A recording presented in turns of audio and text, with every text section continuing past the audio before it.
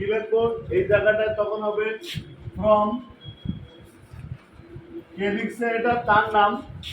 তার নাম দিয়ে একটা ইমেল অ্যাড্রেস তাহলে ফ্রম মনে করো রানা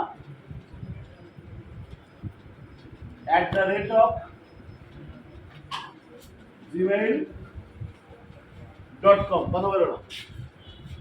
from rana@gmail.com মানে যে লিখছে তার ইমেল অ্যাড্রেস এবং ইমেল অ্যাড্রেসে কোনো সময় ক্যাপিটাল লেটার ইউজ করা যাবে না এবং একটা শব্দ থাকে আরেকটা শব্দ মানে স্পেস ইউজ করা যাবে না একটা শব্দের ভিতরে লিখতে হবে সেখানে তুমি বিভিন্ন সংখ্যা বিভিন্ন সিম্বল ব্যবহার করতে পারো তবে কোনোভাবেই ক্যাপিটাল লেটার ইউজ করা যাবে না স্পেস ইউজ করা যাবে না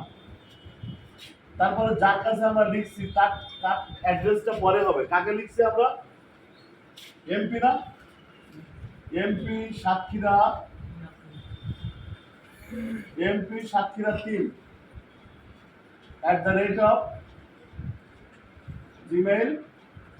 3@gmail.com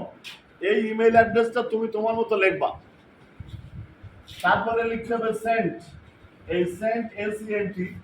সেন্ড লেখার পরে ওই তারিখটা তুমি দেবা তারিখ কি 21 মে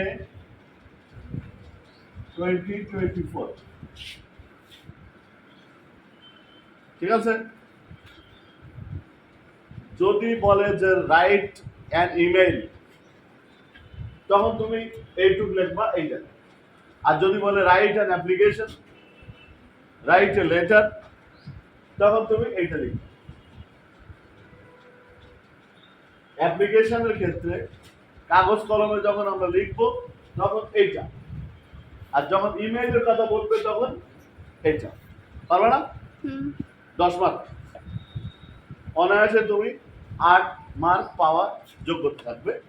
8-9 পাওয়া যাবে থ্যাংক ইউ